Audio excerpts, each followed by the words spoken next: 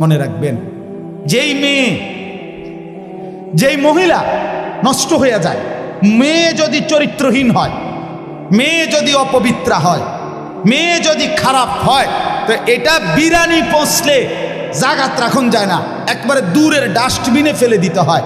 কোনো নারী পচে যাওয়া, মেয়ে নষ্ট হয়ে যাওয়া, মহিলা নষ্ট হয়ে যাওয়া, আল্লাহর কসম এটা শুধু পচছে না, এটা দুর্গন্ধে পুরা সমাজটা শেষ করে দিচ্ছে।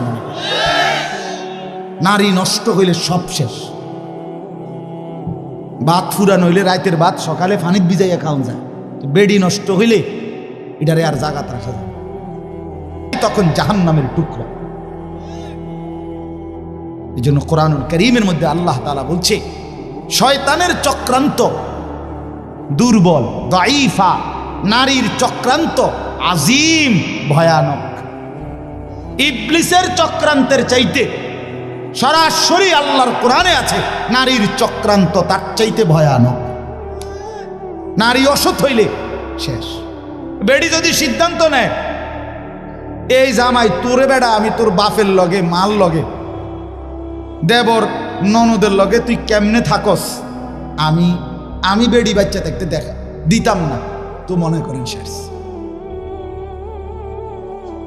বুঝেন না? মহিলা যদি সিদ্ধান্ত নেয়, আমি আমার জামাইরে, জামাইয়ের আপন মা বাবার সাথে, জামাইয়ের ভাই বোনের সাথে চলতে দিব না, তো এর চাইতে দুর্ভোগ আর লাঞ্ছনা ওই ফ্যামিলিতে আর হয়। এজন্য মাদের ইসলাহ খুব দরকার, বোনদের ইসলাহ খুব দরকার, নারীর সংশোধন খুব দরকার। কোরআনুল কারীমে আছে, ইন্নামা ইউরিদুল্লাহু লিইউযহিবা আনকুমুর রিজসা আহলাল বাইত। আল্লাহ বলে, নারী তোমাকে আমি বললাম, মুসলিম নারী, ওয়াকারনা ফি বুয়ুতিকুন্না, তুমি ঘরে অবস্থান করো, ওয়ালা তাবাররাজনা তাবাররুজাল জাহিলিয়াতিল উলা, তুমি বেপর্দা বাহিরে ভিন নারী, অসভ্য নারী, জাহেল মূর্খ নারীদের মতো বের হইও না।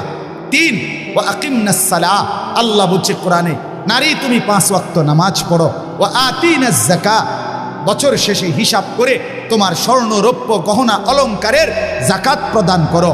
আর 5 নাম্বার, ওয়া আতিইনাল্লাহ ওয়া রাসূলা, আল্লাহ এবং আল্লাহ আমাদের বোনদেরকে তৌফিক দান করেন, আল্লাহ আমাদের মাদেরকে তৌফিক দান করেন। হ্যাঁ বাপ, আপনারা যত্নবান হন। আমি প্রত্যেক দিন বলি, খাট পালং আর সোফা, ফার্নিচার আর দালান বিল্ডিং, টাইলস আর বাথরুম, এটা আপনার জিন্দিগির কামিয়াবি না।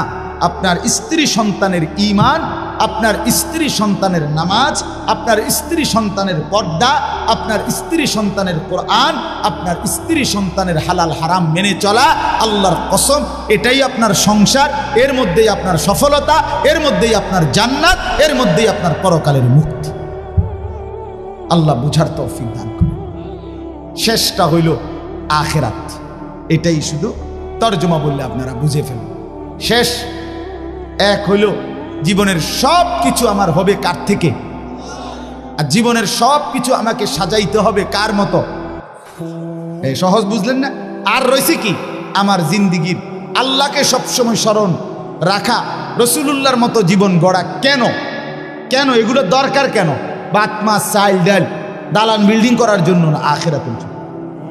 আমার কবর, আমার হাসর, আমার মিজান, আমার ফুলসেরাত, আমার পরকাল, আমার আখিরাত, আমার জান্নাত, আমার জাহান্নাম থেকে মুক্তি, এর জন্য আমাকে তাওহীদ ঠিক রাখা, রাসূলুল্লাহর অনুসরণ ঠিক রাখা, এটা জরুরি। তাহলে আমার জীবনের 3টা জিনিস, তাওহীদ, রিসালাত, আখিরাত।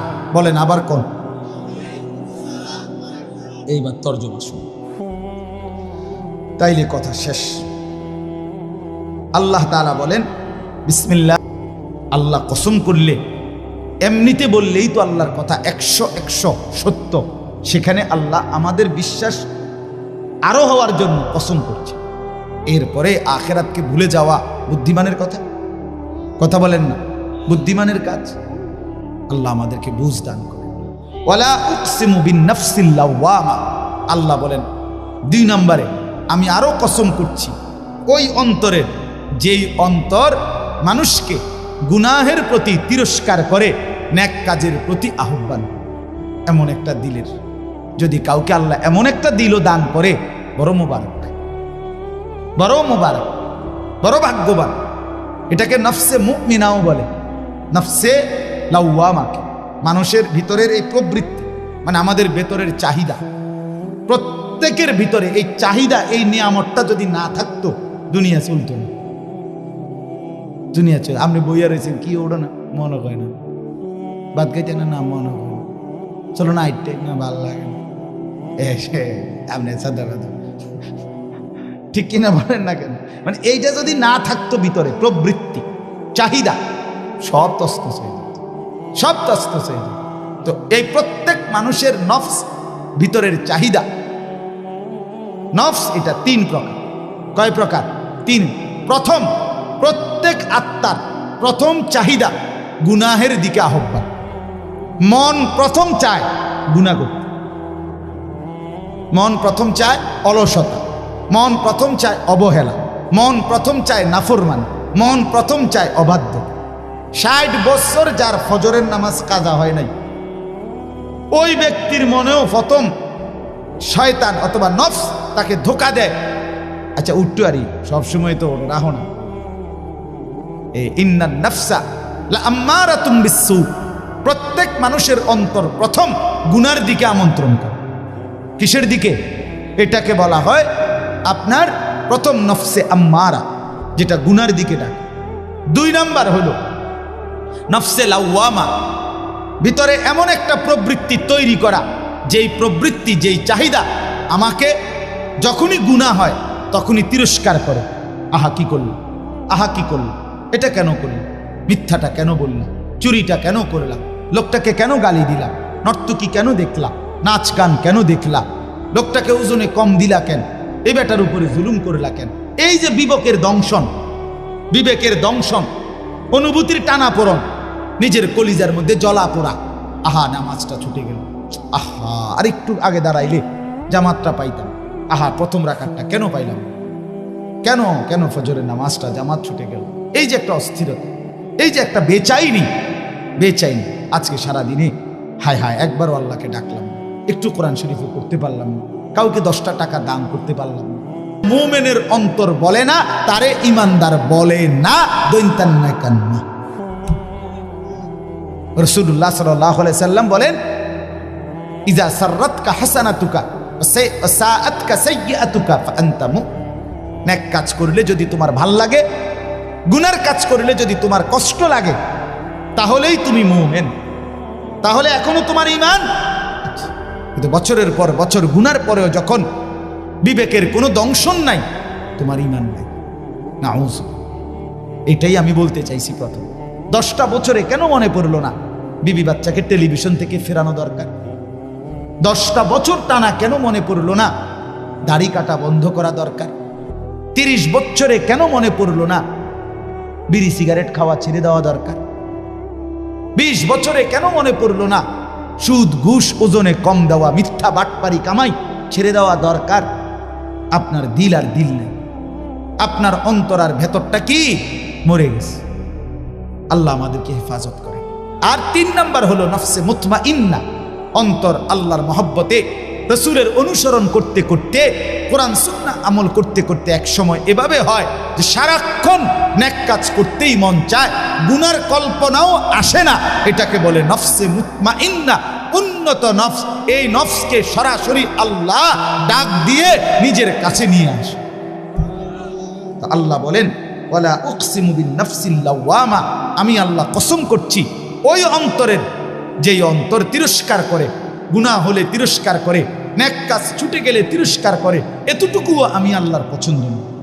এতটুকু হলেও কি পছন্দ, এর থেকে নিচে নামবা না। এরপরে আল্লাহ বলেন, তরজমাগুলো শুধু শোনেন, আয়াহসাবুল ইনসানু আল্লান নাজমাআ ইযামা। আল্লাহ বলেন, হায় মানুষ, তোমরা কি এই ভেবেছ যে আমি আল্লাহ তোমাদের কবরস্থ লাশ, এগুলা মাটির সাথে মিশে যায়, হাড্ডি গুড্ডি গোস্ত মাংস সব, আমি সেই জীর্ণ হাড্ডি, সেই শুকিয়ে উড়িয়ে যাওয়া ছিন্ন ভিন্ন হওয়া হাড্ডিগুলো আমি আল্লাহ বুঝি আর ফেরত আনতে পারবো না? আমি বুঝি এগুলোকে হাসরের মাঠে একত্রিত করতে পারবো না? এটা মনে করো না। অসংখ্য মানুষ মনে করে, কাফের মুশরিকরা মনে করে, বলে অনেরও মানুষ না, আমার লোকে চল আমি দেখাই। লোকটা ছিল। না এটা নেই, কুল্লু নাপছিন, কুল্লু নাপছিন এটা এই হোয়াদের বেড়াইতারি, বুঝছেন না কথা। এবার উনি এই বেচারা ইমাম সাহেবকে ডাক দিয়া বলতেছে, আমি নিজ চোখে দেখছি ওই লোকটারে। বেটা কয়, হুজুররা কবরের আযাবের মিথ্যা ভয় দেখিয়ে লোকদেরকে আর কতদিন শীত লাগে না?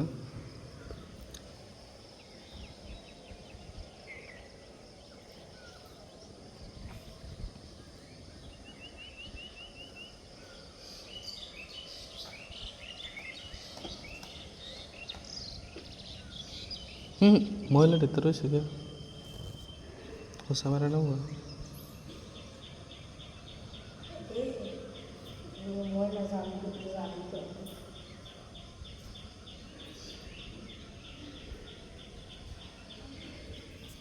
হোসা